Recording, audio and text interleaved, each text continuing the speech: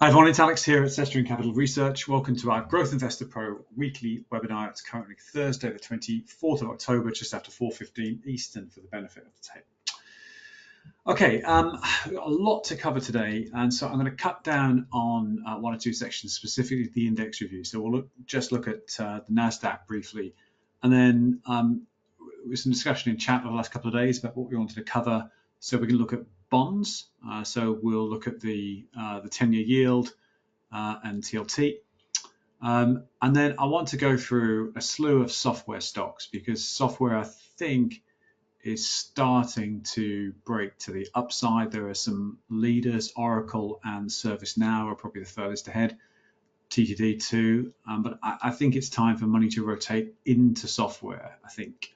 So we'll look at those. Semiconductor, much beaten down of late, quite volatile of late, but so far I think there are some upside stories in earnings. And then we look at Meta Platforms and Dell as well. Now, as always, we run these webinars on a live open mic basis. So if you're new here, many are welcome. In a moment, what we'll do is read our disclaimer, and after that, we'll open mics up. So if you have questions, points, comments, anything at all, just shout into the system, or else you can use the question function or the comment function in the webinar platform, or you can use the chat room in Rocket Chat, the sticking alpha chat environment, and post a question or a comment there.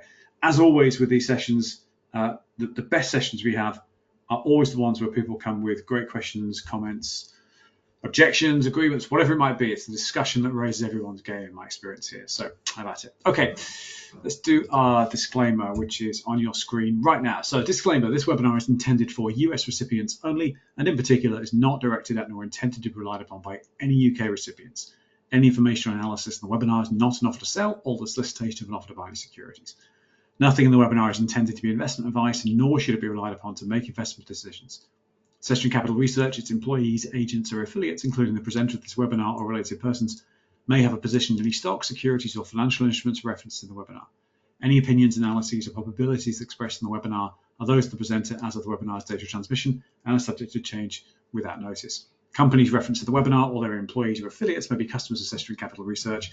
Semiconductor Capital Research values both its independence and transparency and does not believe this presents a material potential conflict of interest or impacts the content of its research or publications. Okay, so let's start with the Nasdaq. All I propose to do for the Nasdaq review is just look at the short term. We looked at the long term a lot. It's trending up. You can argue that it's about to roll over fundamentally and turn into a bear market if you like. I don't think that argument is clear. For me, the bullish picture is more convincing. But let's look at the shorter term. This is QQQ. It's a daily chart, and this starts at the August the 5th lows. We have a really nice clean chart so far. So a wave one up here into the third week of August, a 61.8 retrace, which is a really nice wave two down into the 6th of September. And so far it looks like the QQQ is trading up this wave three. It's stalled out, as we can see here. So for about the last 10 days, it hasn't been able to get over 497, 498. And so the question is, is this going to act as fundamental resistance for a while? I think earnings will determine the answer to that. We saw today Tesla, a huge breakout in earnings, 20+% up on the day. It's not like earnings were even that great. It was just a modest EPS beat, a revenue miss. But positioning was so bearish into earnings that the short covering that followed has prompted a big move to the upside. I'm not sure we'll see such an extreme move in any of the other mega caps, but in general, sentiment isn't so bullish that everyone is, massively long into earnings. And so I think that any earnings surprises doesn't necessarily mean a huge beat. It just means better than expected by the majority of large accounts.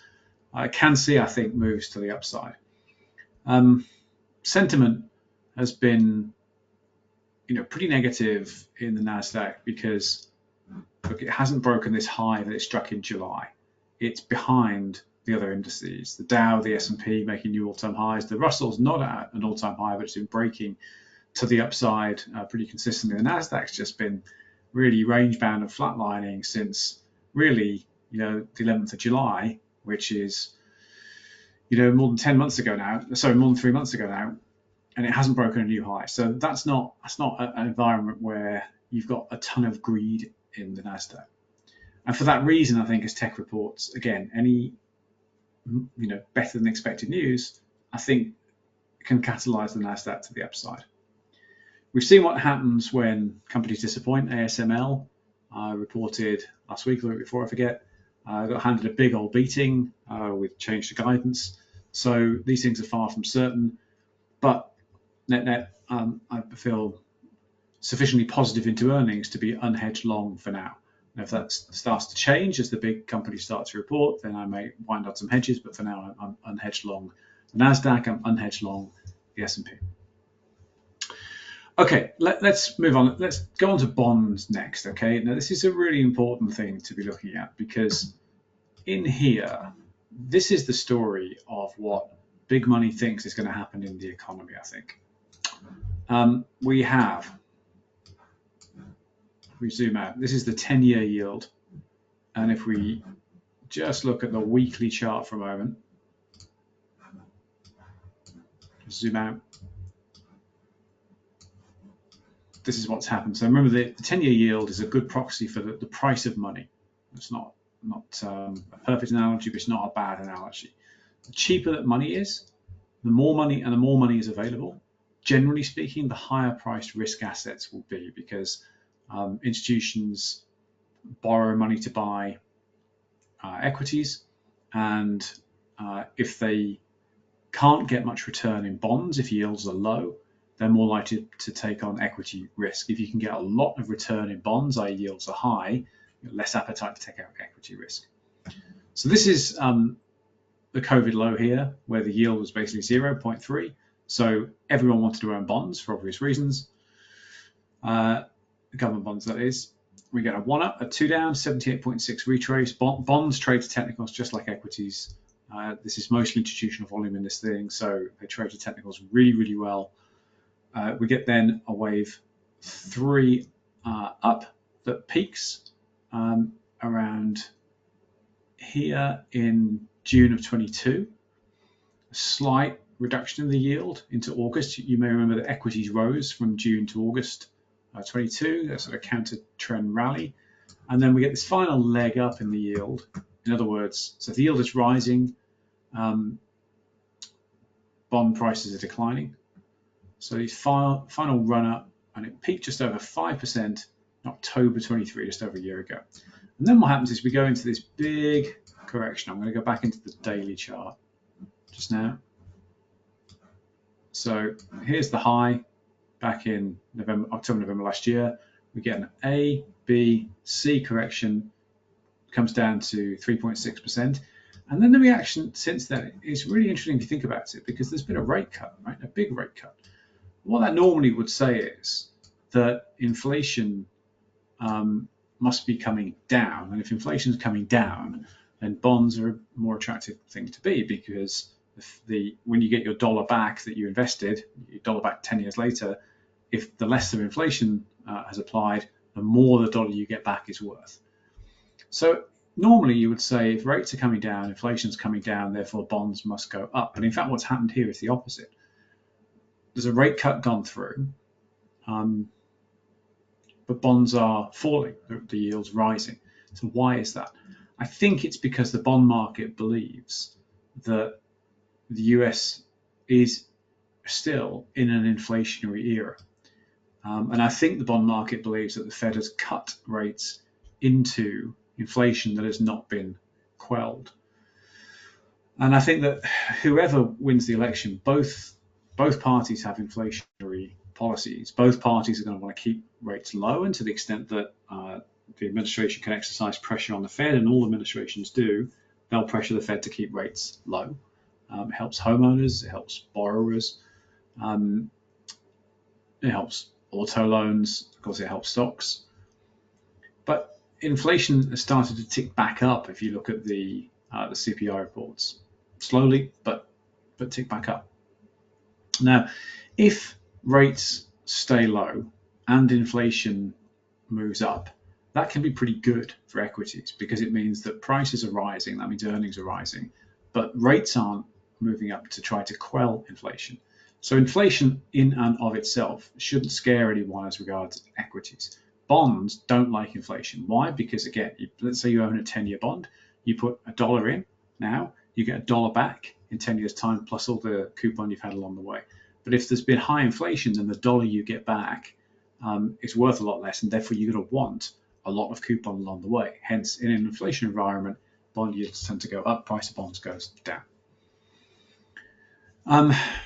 This is only a worry for equities, in my opinion, if we start to see the Fed hike again or materially change their plan. So right now, the question is, how big will be the next Fed cut and when will it be?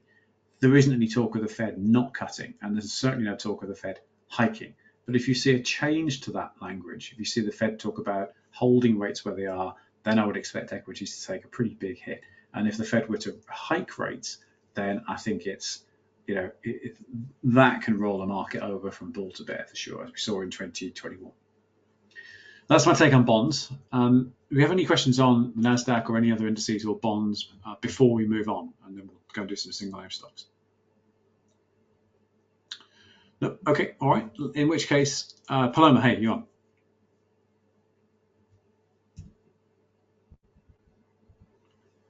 Could be me, but I can't hear you.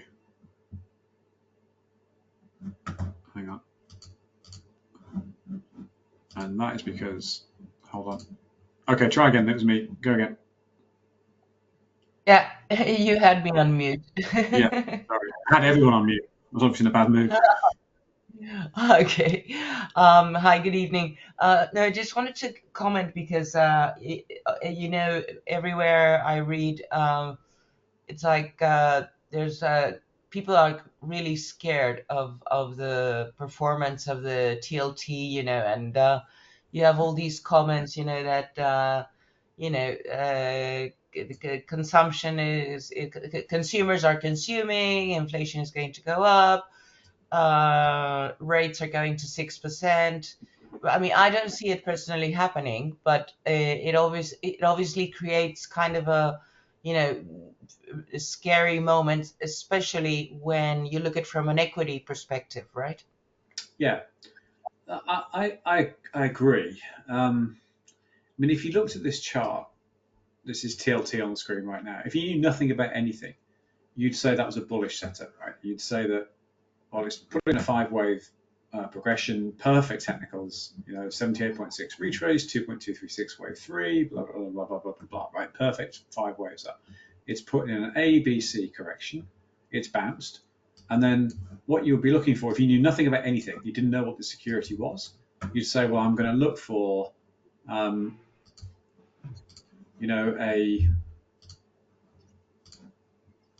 1 up and a 2 down. And when that 2 down hits, a 61.8 retrace or 78.6 or something, I'm going to go buy there long because this might happen. And also because I can place a stop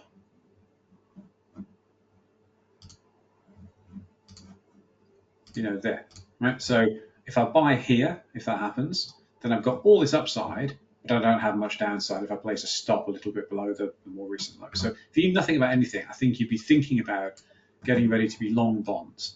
And I must admit, I am thinking about it. I haven't done it yet because despite everything I see before me, if I just look at the charts, then I see a 5-wave up cycle in the 10-year, that absolutely rang the bell right there at the 0.5 extension of the wave 1 to 3 combined and has rolled over.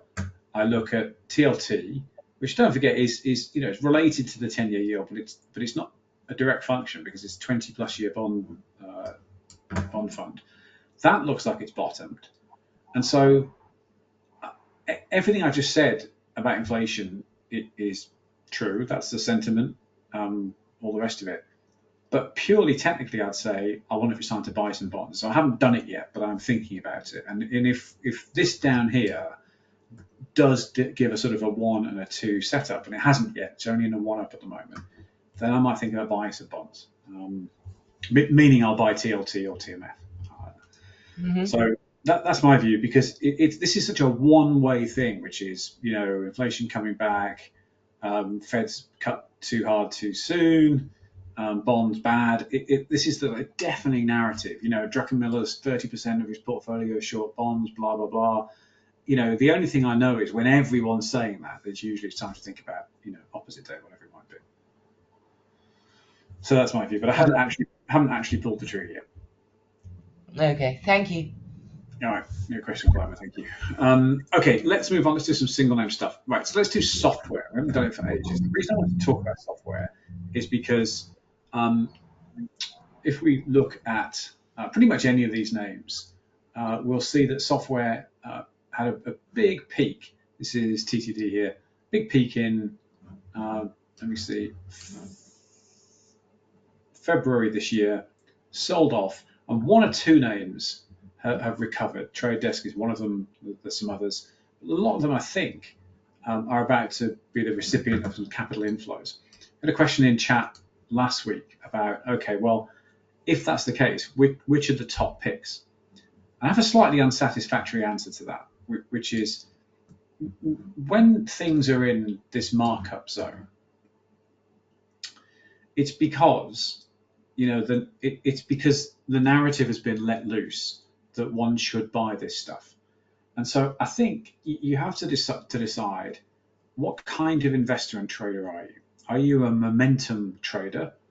In which case your job is buy high, sell higher, right? So if you're a momentum trader, you don't want capital sitting around doing nothing. You want to look for trains that are leaving the station, jump on them, hold on for 2 or 3 stations and jump off again, rinse and repeat. It's a great way to make money. It's not how I do it personally, not good at it, but that's a great way to make money. If you're a momentum trader, the markup zone is just a brilliant place because it's where when stocks start to move, they move up quickly, and so they're good trains to jump on. So a good example here would be August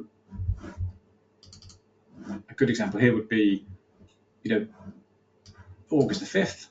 Load up on names like this and ride to the upside. That's momentum. If, on the other hand, you are a rotation investor, and this suits me much better, then the approach is slightly different. I'm going to put Meta Platforms up here. It's not really a software company, but it will illustrate the point. If you are a rotational investor, then you work somewhat differently. I work like this, and the reason I do that is because, one, I'm not good at spotting trends early and jumping on them. I'm pretty good at spotting bottoms that are being accumulated, and also I'm pretty patient, and I don't watch a screen all day, and so I tend to have longer time frames as a result. If you do rotation, you'll buy. Let's get a weekly chart up on. You'll buy a Meta Platforms when it's in this accumulation zone, which it was in for several months between July 22 and February 23. We called it this at the time. And then you'll sit back as it moves up. And then how long you hold will depend basically on your risk appetite to bank profits, how long you can hold your nerve, basically. Now, I personally bought Meta down here somewhere, sold it here somewhere in 23, sold out too early. I often do that. But you are not really ever looking to buy in the markup zone. And so my answer to which are the great software names to buy is it depends. It depends on your strategy. So I just want to run through a few of them. So let's look at Adobe. Let's go on a weekly chart. Adobe, to me, looks like it's got a chance to move to the upside. Why do I think that? Well, let's just zoom out a bit. Okay, so here we've got the run up into the end of 21 bull market. Massive drop into 22. I mean, really ridiculous because it's a rock solid business, tons of revenue visibility, very high margin, high cash flow business, which absolutely dumped into the bear market lows. We had this at accumulate between 266 and 310. Stocks peaked at 638 and it's now at 482. So you see my point about if you take the rotation method, then if you grab these technical lows, you can be patient while these things run up. Right now, though, here's its progress through the markup zone. So it's put this move up in here, a sell down into the August, and so that's the May lows. Okay, interesting. There's August, and it's dropped below the August lows, which is not the case for much in tech. So I don't see any reason particularly why Adobe can't keep pace with the market at large. And so if I were wanting to buy in the markup zone, I'd be thinking about Adobe. Against that, if you're a momentum investor, the kind of investor that buys in the markup zone, well, you don't have momentum working for you yet. What you have here is, I mean, you can see it. You don't even have to measure it. You can see the declining rate of decline. So you can see, I don't think we have a free form still here, but basically, if you draw the curve there, you can see that price is falling less quickly than it was. So there's a good chance that this bottoms out, and in particular, there's a good chance that this high volume node here, which tops out at about 486, is defended. So if I were looking for something to buy in software, I'd be thinking about, okay, well, is Adobe going to hold this sort of level here and start to move up? I think that's a candidate for it. Not buying it myself, this is not my style of investing, but if I was looking for something in software, I'd be thinking about Adobe. Let's look at Autodesk as well. Okay, this is Autodesk. We had this accumulate between 178 and 220, and it was in that zone for much of 22. It then broke out from May of this year, put in a 1, a 2, and it's halfway through what's probably a 3. I would think if we look at other software names, as we will in a moment, my guess is that can make it to 321 from the current 285 and then go on beyond that. Why do I think that? Well, because if we look at the leaders in software, and it's a bit of a surprise who they are, to be honest, the absolute blowout leader is ServiceNow, which is here. So if we look at ServiceNow, this is the bear market low in October. It's absolutely shot up here. And if we just measure that, that extension, a large degree extension, it's probably got some more to go because it's only at the 100% extension of that wave 1 place at that wave 2 low. So ServiceNow with a bull market continuing could get to 1056, it could get to 1272. Oracle, again, something of a surprise. Oracle's been the leader in software. Here's the COVID lows, 1 up, 2 down, and then it's stalling at around this 1.618 extension. So we might see some consolidation, perhaps a sell down here. Now, Oracle, personally, I missed entirely. I'd written this off as a sort of sleepy IBM type business, which is just flat wrong. So they've managed to, from decrying, cloud as a thing, they've managed to really start to get some revenue going from it, talked up their cloud story, and the stock has done really, really, really well. So Oracle tells you, I think, where the rest of the sector is going. ServiceNow, I think, tells you where the rest of the sector is going. And so the trick now, if you're going to buy something, is look for winners that will follow those. And we can all look at sort of also rans. So we could look at, an Okta, something like this, which we've stopped covering, but we had covered. There's lots of these 2021 darlings that have dropped, risen for sure. They're sort of trending sideways. They're all of them hoping that they get acquired, and they may do, especially in cybersecurity. But you can see that's not a leader of a stock to be a preferred destination for capital. You can see that Autodesk is a much better looking chart than that. Another one that's pretty interesting to look at is Cadence. So this is a semiconductor design software business. It trades pretty much with semiconductors, not so much with software. And you can see that right here. So this is the COVID lows here, down at $48 a share, 193 wave 1 high into the end of 21. Very shallow retrace, only a 38.2 sell-off into the bear market lows, and it holds that all the way through 2022, and then moves into this wave 3 up, hit 330 back in June, has sold off with Semiconductor, bounced here, putting in higher lows and slightly lower highs. That looks like it's in a consolidation range to me, and my guess is that can break to the upside. If the bull market continues, if Semiconductor remains strong, and I think it will, and I think Cadence looks like it could make it to maybe 363 from the current 251. I want to look at CrowdStrike. I personally, it's not a company I plan to own. Reason, I don't care for management handling of their big blue screen day. I think there's other places I'd rather have my capital. But on a technical basis, this continues in a wave 3 up. We had this accumulate between 92 and 133. Stock's now at 304, and it peaked at just under 400. So again, just on a chart, you'd say clearly in a markup, big sell-off, as we know, with blue screen of death day. August the 5th low coincided just after that, and since then it started to climb the ladder.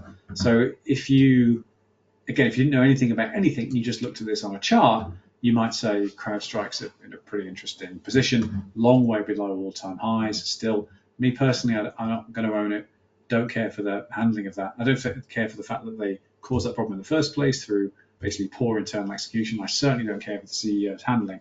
And I think if you are a bit fast and loose with company risk in that way, not sure I would like my capital in your stock. So I don't own it, but that's not to say that's the correct view. That's just a can you sleep at night point of view for myself. Datadog, pretty interesting one. Datadog, again, a 21 darling from $30 a share up to $200 a share, back down to 67, 78.6 retrace, held perfectly. We had this accumulate between 64 and 95, and it's trended up slowly. This top of the accumulation zone's held nicely at 97, and that's because there's lots of volume there. So that's $97 a share volume is being defended. My guess is that this can break to the upside, and my guess is at some point it gets acquired too. So with an acquisition, you could say, well, if it was sold tomorrow, I'm probably always going to get a 20, 30% premium, maybe 50%, of course, possibly more, but 20 to 30% is something that, were the company to be sold, is a reasonable assumption for what you might get. In addition, purely technically, I think this can break up to the upside. If it gets over 137, then you're starting to get into clear air with not too much unsold inventory ahead, and therefore the stock price can move up faster.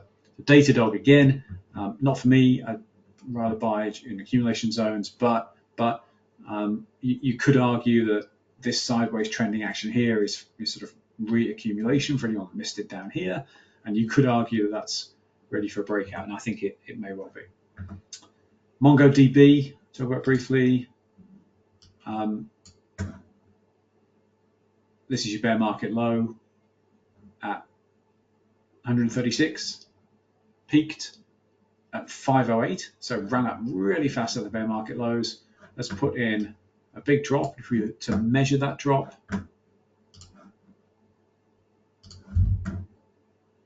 Yep, look at that, perfect. Okay, so from the bear market low to the 24 high to the 24 low is a 78.6 retrace, perfect. So again, on technicals, you'd say good chance that can move up. And so our accumulation zone was between 140 and 238. It's revisited that several times from May through August. You had the opportunity to buy in that zone.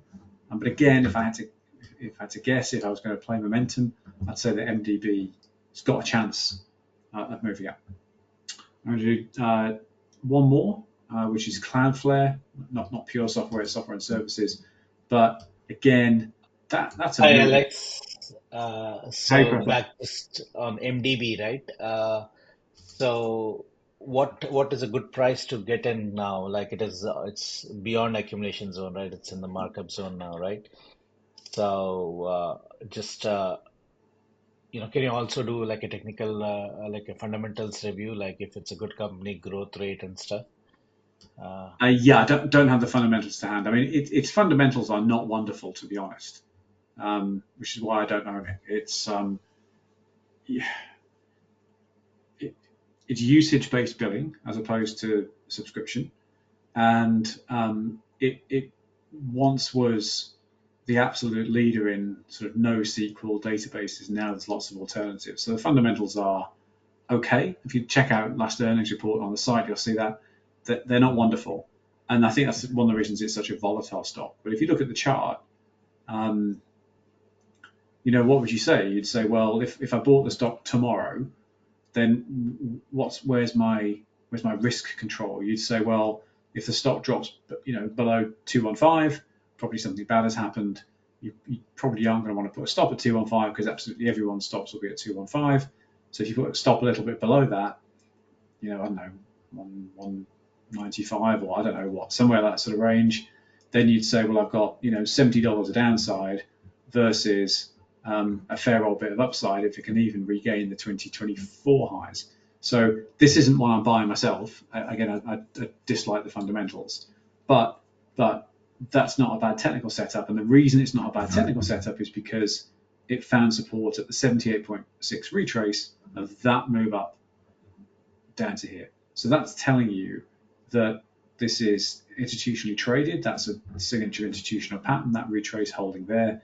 So technically, I would say it can move up. It's not one I'm personally buying. I mean, as to what's a good price, I mean, I don't really know how to answer that question because for me, you have to go on the charts, right? So what's that chart telling you? The chart's telling you that a low held at 215-ish through June was retested in August and has moved up.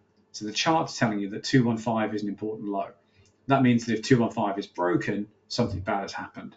And the chart's telling you that you're not very far away from that important low, and the price is moving up.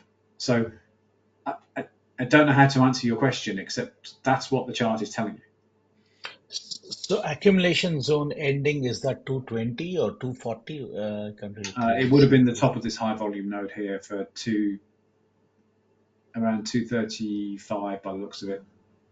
Let me just hang on a second. It would have been set like that. Yeah, I mean, you can see what's happened since, which is there's been quite a bit of volume up here. So, I mean, really and truly, as time has passed, you could say that up to 295, you could say that accumulation between 172 and 295 is where the volume is. And you could say that if the stock hits 333 and especially 350, then it's probably going to hit some resistance because it will be hitting its head on this volume shelf here, where there's probably a fair bit of unsold inventory. In other words, people who bought up here that are regretting it and would like to get out at something like cost. So the opportunity is, the short-term opportunity is probably somewhere between, 260 and 350, just between these two sets of inventory here.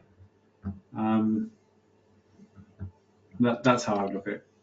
Got it. Thank you. Okay.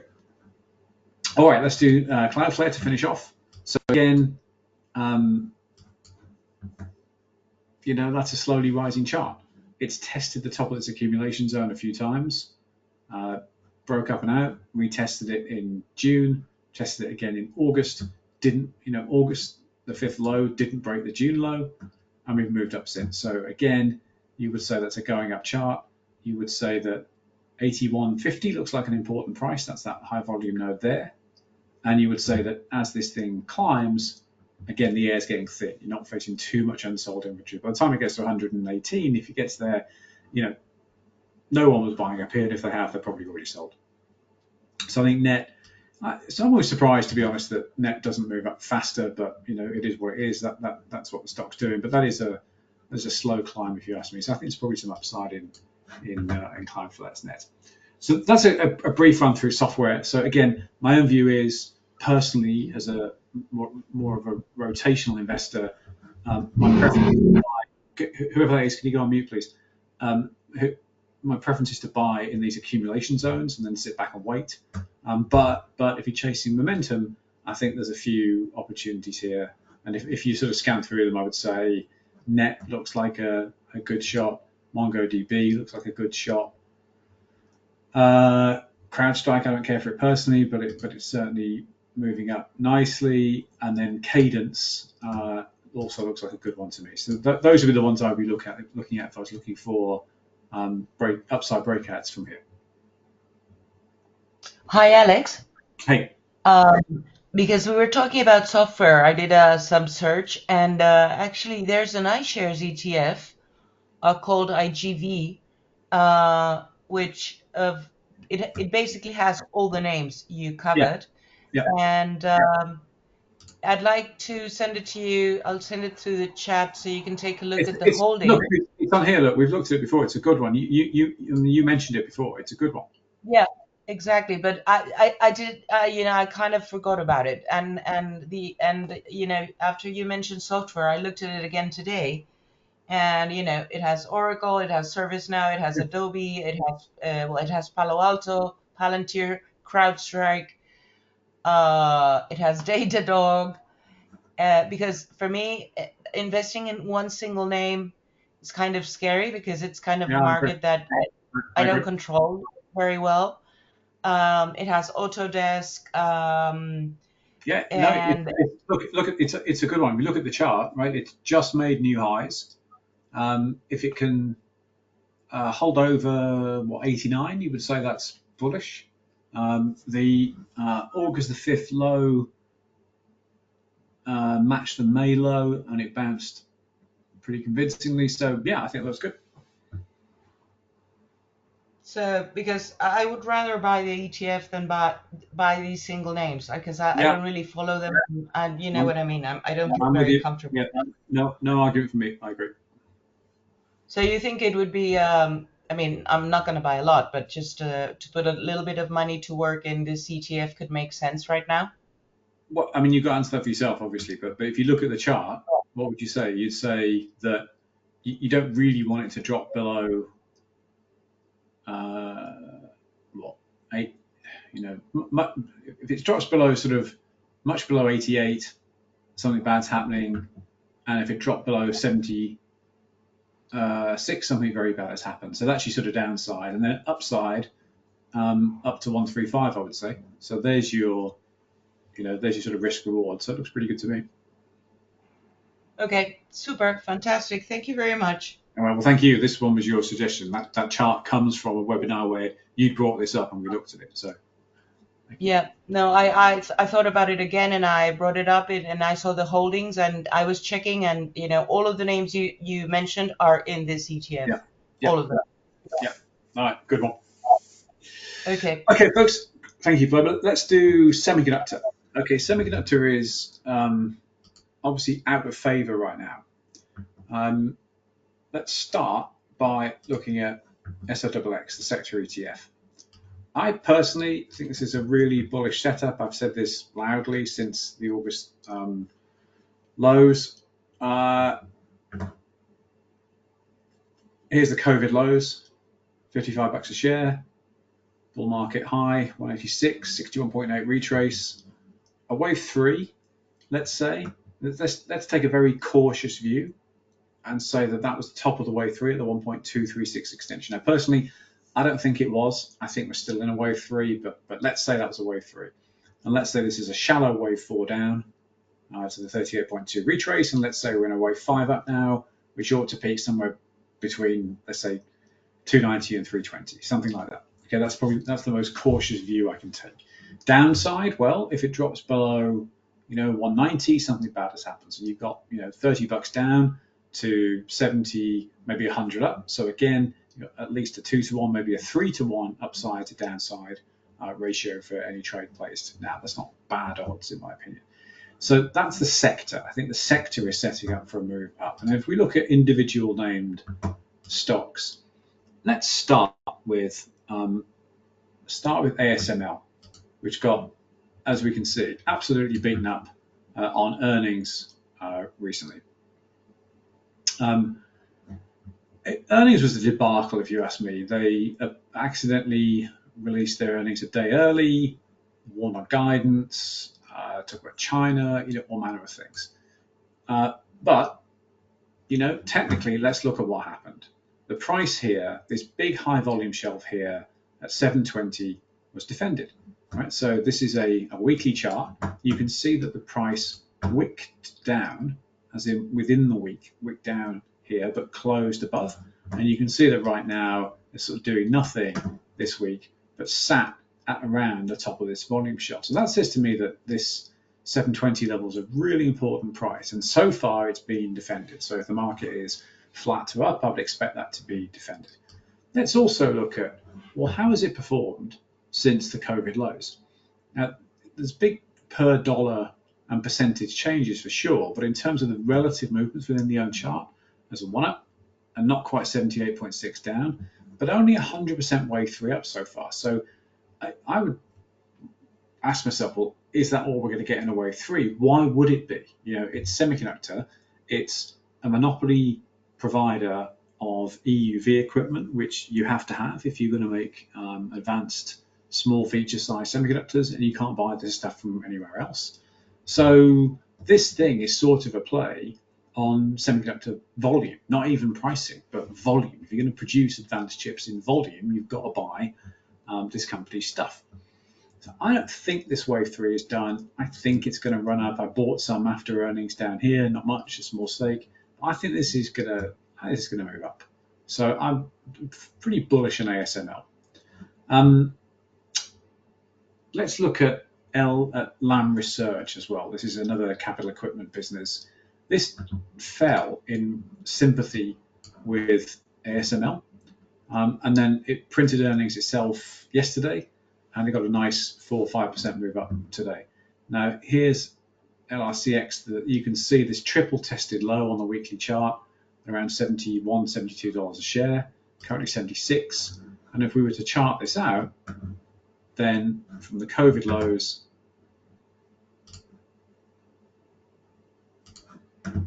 there's your 1 up, 2 down, and there you go, perfect 786 retrace. And if we were to see how far it's progressed so far,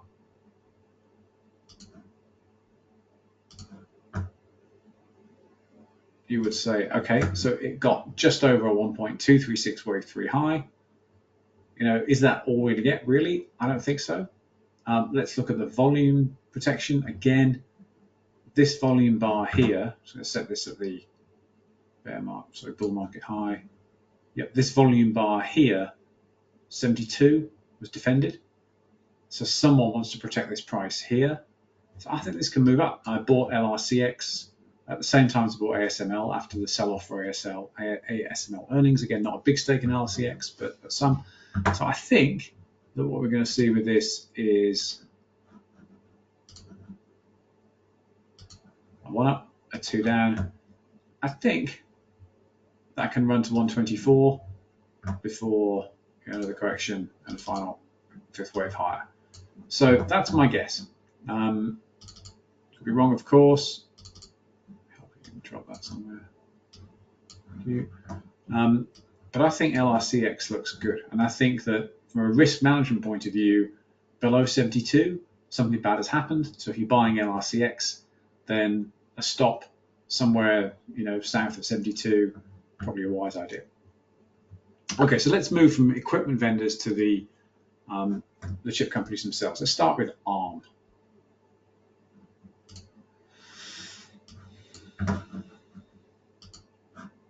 This is the daily chart for ARM.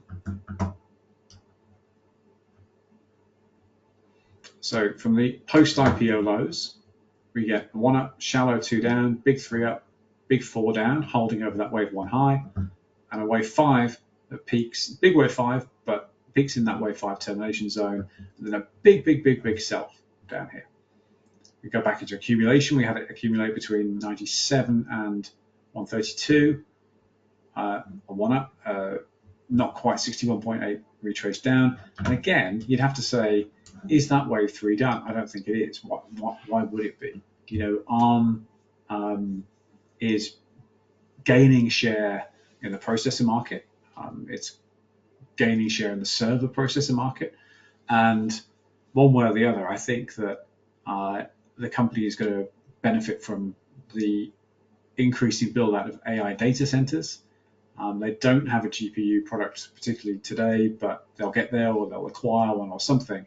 And I think the company's got a really bright future because it's low power architecture, and everything you're seeing about, tech majors, restarting nuclear power stations and all this sort of thing tells you that power consumption is absolutely front and center a problem in AI data centers. Well, ARM helps you solve that, more so than any other processor vendor.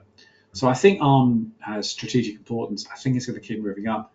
And whilst it's hellishly volatile, that move up from the August lows, August the 2nd, it bottomed out at 96, currently at 141, and it's been as high as 163. So I think that's going to keep moving up. I think it can get to 182, not tomorrow, but I think it can hit 182 from the current 141. Where would you place support? What's going to be defended as a price? There's a big volume bar at 126. You can imagine that is going to get defended. The last low in October, 133, was defended. So again, it's not very far away from a logical place to put stops. And yet, you have, maybe $40 of upside up to that 1.618 extension, and then you have maybe, I don't know, $15 of downside down to that high volume node. So again, a decent risk reward multiple for ARM there. Again, I'm bullish on it. I no longer own the stock. I've been in it and out of it, sold it, made decent money, but I no longer own. Sorry, Alex. Yeah, hey. Do you think the Qualcomm issue is that made the stock fall 7% 2 days ago is important, or it's they'll get over it? I don't know, to be honest. I mean, I don't think so. I haven't studied it in detail. I followed Qualcomm for a long time, like 20 odd years, and they're always having a barney with someone about something. It's Qualcomm's an intellectual property business, so it's ARM. So I don't know. It doesn't worry me personally. I think the Qualcomm charts held up fine. I think the ARM charts held up fine, so I'm not personally worried. But I can't tell you that I've read every detail of it. I haven't. Okay, thank you. It doesn't stress me out too much. Okay, good. No, because I hold ARM, but suddenly I saw it falling 7%, and I found the Qualcomm news, but I it hasn't recovered yet. Just kind of sitting there and thinking about it. I don't know what to. But it is just hellishly volatile. I mean, look at it. Yeah, it is. Yeah. Okay, let's do Marvell. Let's do Micron. Marvell doing quite nicely. Here we go. So again, I think that's climbing the stairs, pretty well. We had this accumulate between 32 and 45, currently 81. It's not been anything near as explosive as NVIDIA. It's a sort of second order beneficiary of AI. It produces read-write controllers for solid state storage. It produces some networking components, all things that you need in AI data centers. You need them in great volume. And I think the market's just started to cotton onto that. So I think Marvell's got, a really good future. It can run, I think, to, certainly back to its all-time high of 94 from the current 81. You would think to 112 and, maybe above.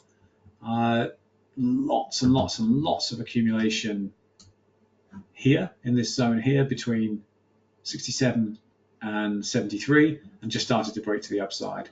So I think Marvell can do well. I think it's one of those names that no one's really heard of it, but it will start to become talked about as an AI play. I think that's characteristic of the markup zone when suddenly it becomes a must-own stock and it's in the news where it wasn't before. So I think Marvell looking pretty good to me. I do own Marvell, not a huge stake, but I am long Marvell. Micron.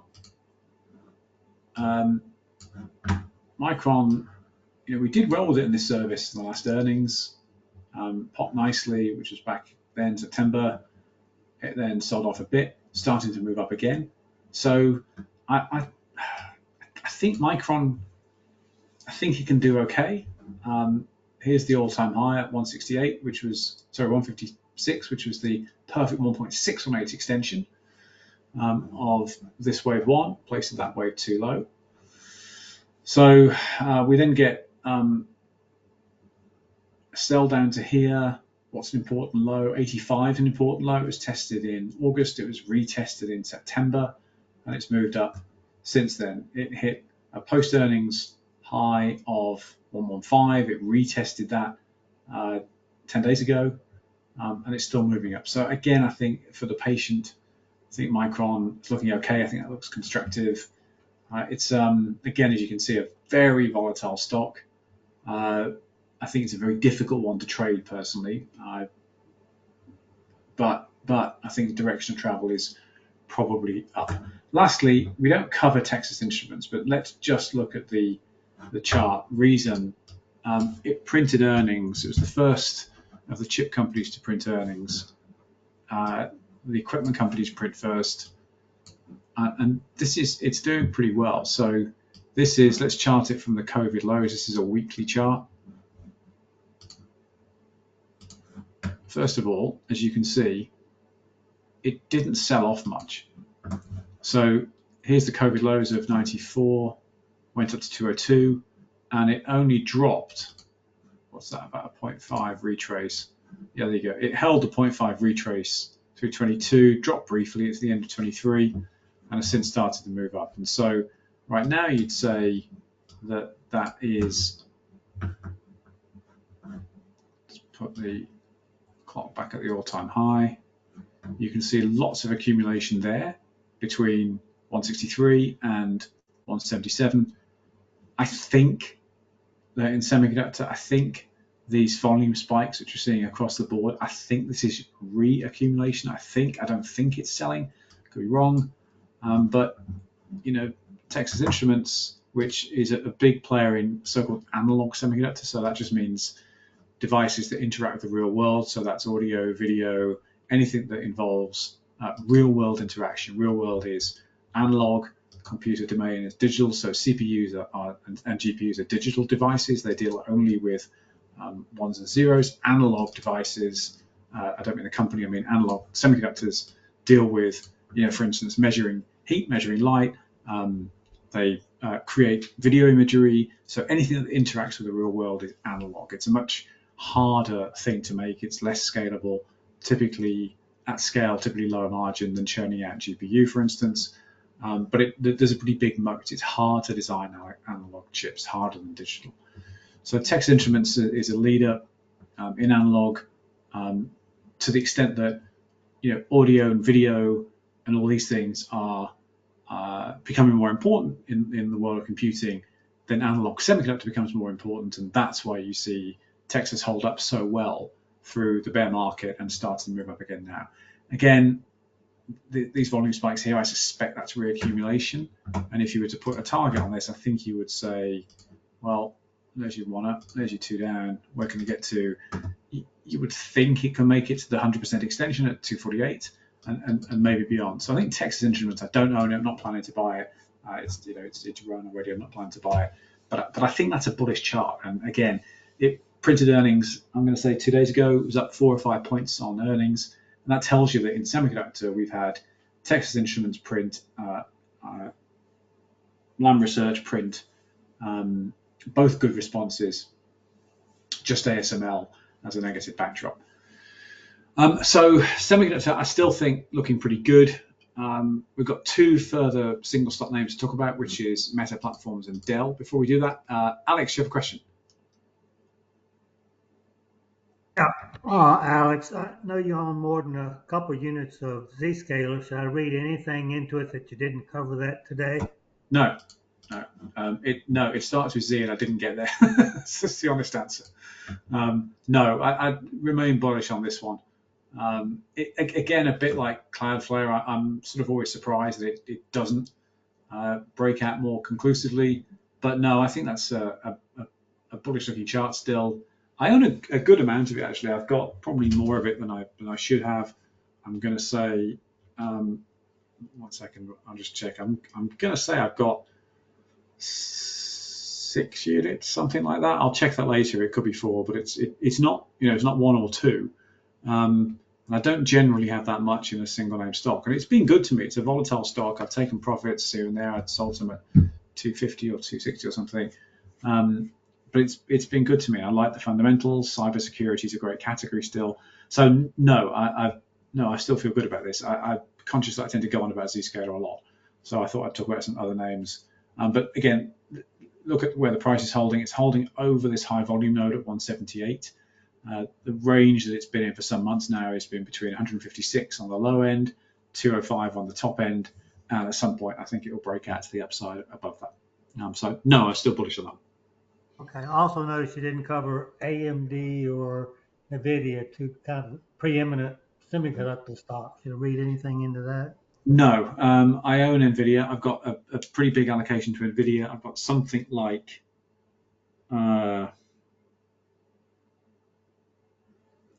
so a couple of accounts are in a sort of dusty old place and I can't access them easily, but I'm going to say something like 12 units of NVIDIA, something like that. So I think it's my biggest single stock holding.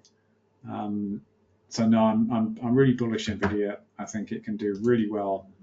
At a time when ASML is doing its best to grow in the sector, NVIDIA is making new all-time highs, and purely on technicals, you would say it can reach 160 plus and probably more. So no, still bullish on that. AMD, again, is that a bullish chart? I don't know. The trouble with this is, you could say that's in a sort of a channel decline from February downwards, where it's made lower lows and lower highs.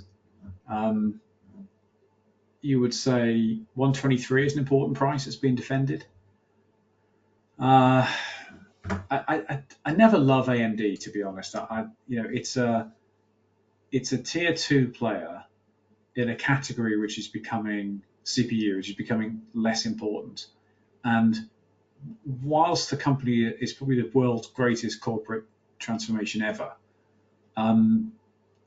it's not a leader in anything. It's not a leader in CPU. It's not a leader in GPU. It's not a leader in low power. It's not a leader in analog. It's a second tier player. And so they're always more difficult stocks to own, in my opinion, because they tend to sneeze more easily than other things when bad things happen. So I have owned AMD here and there in the past. I don't own it at present. I'm not planning to. For that reason, really, which is regardless of what the chart says, it's, if you own a stock and it's having a bad time and you sort of question yourself, well, why is it they own this? I think it's a hard one to answer if it's AMD, to be honest. Which doesn't mean it can't double tomorrow, obviously, but I struggle with that one. Okay, thank you very much. All right, good questions, thank you. Okay, we're pretty much out of time, but let's finish off on Meta Platforms and Dell. So Meta is just completely on fire, it's doing brilliantly well. So Meta, I'm going to say, can go to 676 from 567.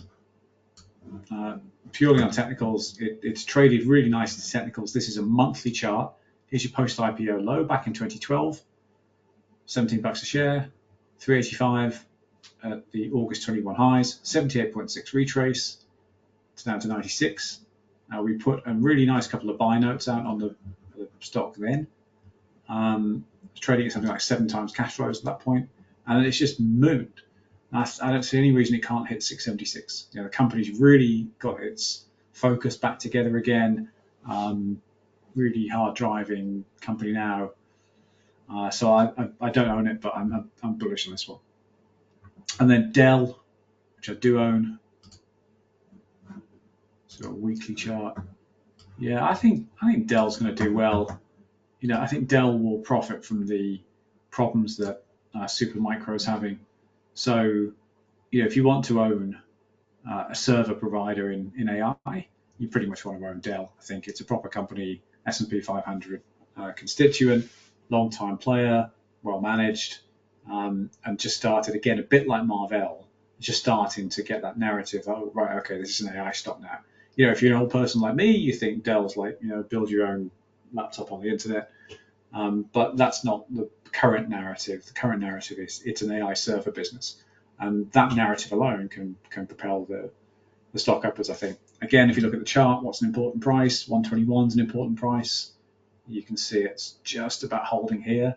If that fails, then you could see quite a bit of downside here. So you want to see 121 or so hold. But if it does, the air gets thinner as it moves up. So it looks like it's in a wave 5 up now from the COVID lows. So if that pattern holds, you would think it could break 180, probably not too much above that. So I'd say you've got maybe 50% up from here. And then where's an important low? 86. So you've got what? It's not a great trade at the moment. You've got maybe $70 up versus 35 down. So I guess it's 2 to 1 ish. It's okay. There's better setups around, I think, if you buy now. But I own Dell and think I own 2 units, and I'm happy just to sit out here personally. Okay, I think we're pretty much out of time. Okay, so that was a lot of stuff we covered today. I'm conscious we ran through it really quickly, but if any questions come up that we weren't able to address, post them in chat or post them in comments to the YouTube video, and then I'm happy to deal with them in chat later on. As always, folks, thanks for joining today. Thanks for being a member of the service, and look forward to speaking to everyone in chat later on. Thank you.